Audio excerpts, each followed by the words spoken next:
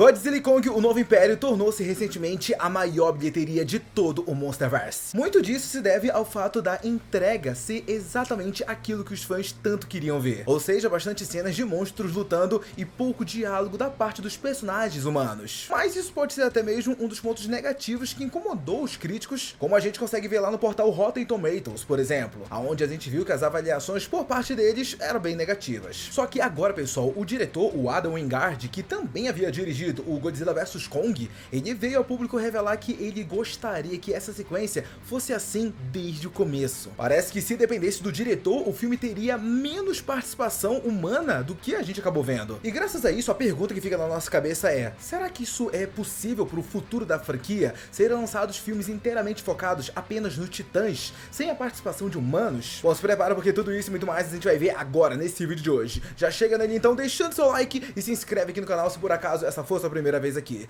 Eu sou Eric Brelas e vamos junto para mais um vídeo.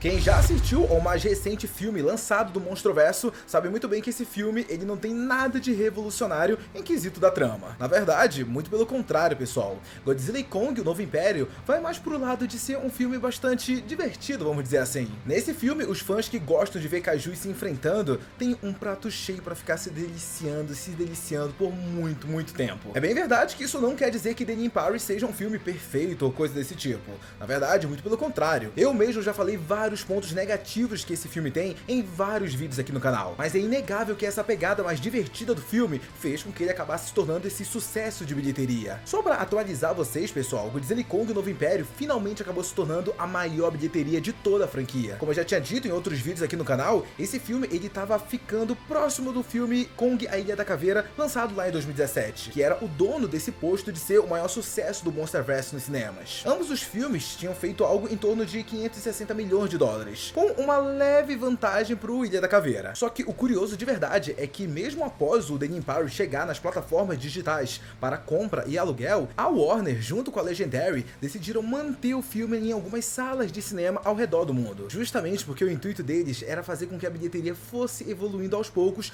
para assim ultrapassar o primeiro filme do Kong lá de 2017. Foi graças a esse período a mais que Godzilla Kong, o Novo Império ficou nos cinemas que recentemente a bilheteria ultrapassou os 570 milhões de dólares e isolou ele como a maior bilheteria de toda a franquia. Até mais do que isso, pessoal, The Nin Parry é de longe a produção que mais gerou lucro dentro do Monsterverse. E eu tô dizendo isso, gente, porque esse filme, ele custou apenas, né, pra galera lá de Hollywood é apenas, pra gente que é meros mortais é muito. No caso, esse filme, ele custou 130 milhões de dólares para ser produzido. Ou seja, o valor dele foi menor comparado a todas as outras produções cinematográficas dentro dessa franquia até o momento. Muito da queda desse orçamento teve a ver com o elenco de Godzilla Kong, Novo Império, que não possui tantos nomes de peso, né, como os outros estavam tendo. Aqui a gente não tem uma Millie Bobby Brown ou até mesmo Samuel L. Jackson, por exemplo, que fizeram parte do Monsterverse recentemente. E com certeza esses atores e atrizes de peso aumentaram o custo da produção. Em The Nin Parry a gente tem um núcleo humano bem menor e todo o show acaba ficando por conta dos nossos queridos titãs. O interessante é que agora veio ao público a informação de que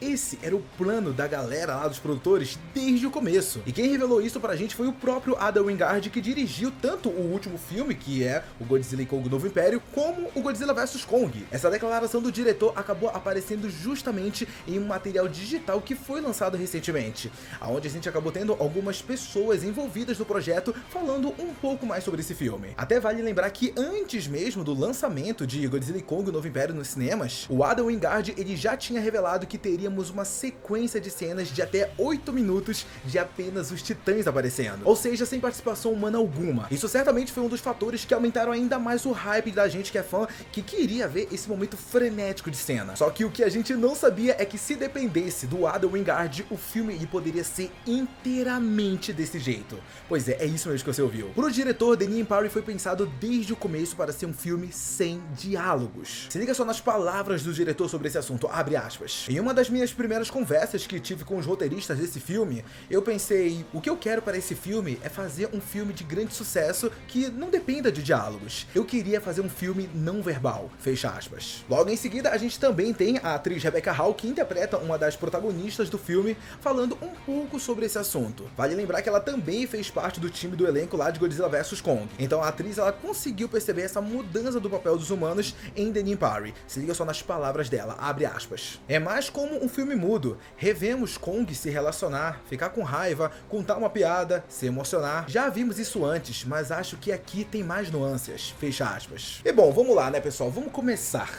Porque é um fato isso, pessoal. Para esse filme funcionar sem tanta participação dos humanos, o Kong, ele é um titã essencial. Ele e os outros primatas, eles conseguem transmitir essa carisma que faz com que a gente consiga entender o que tá acontecendo apenas vendo a interação entre eles. Adam Wingard ainda completa sua fala concordando com esse ponto. Se liga só. O público está pronto para uma viagem mais envolvente na perspectiva dos monstros. Posso realmente esticar minha imaginação e deixar esses monstros contarem sua própria história e levá-la para o próximo nível. Kong pode ser o nosso herói, ele pode nos guiar. E vendo essas declarações, fica claro que o grande foco que o gorilão ele acaba recebendo em Godzilla e Kong, o Novo Império, ele se justifica porque nesse filme a gente tem uma participação bem menor dos humanos vindo a acontecer. Vamos combinar que não teria muito como fazer isso se por acaso o Godzilla ele fosse a peça central da trama. O lagartão ele é mais tipo poucas ideias, ele quer chegar lá no campo de batalha e resolver isso com 2 ou 3 baforadas atômicas no máximo. Com Godzilla não tem papinho não. É só pegar como exemplo aquela cena na qual o Kong chega pela primeira vez lá no covil dos primatas gigantes. Alguém aí consegue imaginar o Scar King colocando o dedo nos dentes do Godzilla e debochando da cara dele? Sério, alguém imagina isso? O lagartão ele só ia soprar uma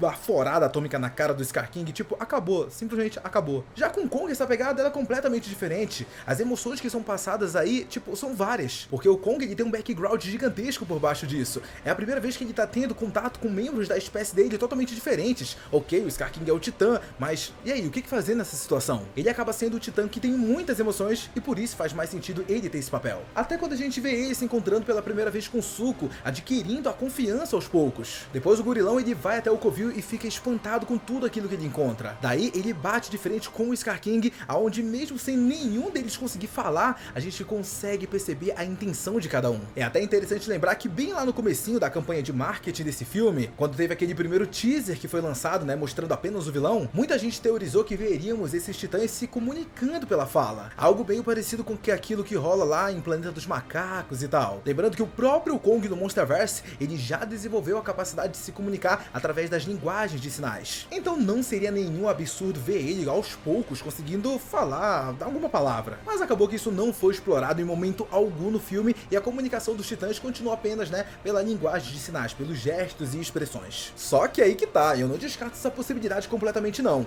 Em um filme feito inteiramente sem humanos, como era a ideia do Adam Wingard lá no começo, dar aos titãs a capacidade de se comunicar através de poucas palavras poderia ser até bem interessante. Eu mesmo não consigo imaginar um filme completamente mudo, sendo guiado apenas pelos rugidos desses titãs. Embora seja verdade que The Nipari achou uma boa fórmula para resolver isso, que é justamente dar menos tempo de tela aos humanos, só que mantê-los dentro da trama e deixar, né, com que o foco, o show inteiro, fique por conta dos titãs. Bom, pessoal, mas agora eu quero saber a opinião de vocês sobre tudo isso que a gente conversou nesse vídeo de hoje. E aí, gostou disso que o Adam Wingard disse? Você acha que um filme sem diálogos algum poderia funcionar dentro do Monsterverse?